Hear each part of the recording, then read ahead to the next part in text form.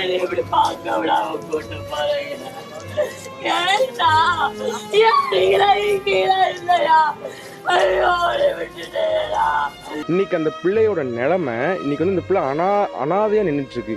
அந்த அவங்களுடைய தாயார் வீட்டுக்கும் போக முடியாமல், அவங்களுடைய மாமியார் வீட்டுக்கும் போக முடியாமல், அந்த பிள்ளைக்கு படித்த படிப்புக்கு ஒரு வேலை இல்லாமல் இன்னைக்கு அனாதையாக நின்றுட்டு இருக்கு. அந்த பிள்ளைக்கு வாழ்வாதாரமே இல்லாமல் நின்றுட்டு இருக்கு. எங்கே போகும் அந்த பிள்ளை? அந்த பொண்ணு வந்து அந்த பையனை மட்டும்தான் நம்பி வீட்டை விட்டு வெளியே வந்திருக்கு.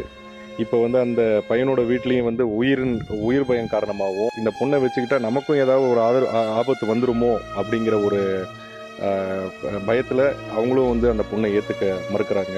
அந்த காதல் திருமணம் செய்து கொண்ட அந்த பெண் தான் மிக பாதிப்புக்குள்ளாயிருக்காங்க. மனநலவிலும் எதிர்காலத்தோட அவங்களோட எதிர்காலமே கேள்விக்குறியாயிருக்கு. அந்த பொண்ணுக்கு உடனடியாக அந்த மாவட்ட நிர்வாகம், தமிழ்நாடு அரசும் ஒரு வேலை உத்தரவாதத்தை கொடுத்து அந்த பொண்ணுடைய வாழ்க்கையில் பாதுகாப்பு கொடுக்கணுன்றதை அந்த நேரத்தில் நாங்கள் கேட்டுக்கிறோம். திண்டுக்கல் மாவட்டத்தில் நடந்திருக்கக்கூடிய நிலக்கோட்டை தாலுக்காவில் நடந்திருக்கக்கூடிய இந்த சாதி மறுப்பு திருமணத்தை பின்னணியில் இந்த கொலையில் அதிகமாக பாதிக்கப்பட்டது யாருன்னு பார்த்தீங்கன்னா அந்த சாதி மறுப்பு செஞ்ச அந்த பெண் தான். அவருடைய கணவன் வந்து இறந்து போயிட்டார். அந்த பொண்ணு வந்து அந்த பையனை மட்டும்தான் நம்பி வீட்டை விட்டு வெளியே வந்திருக்கு.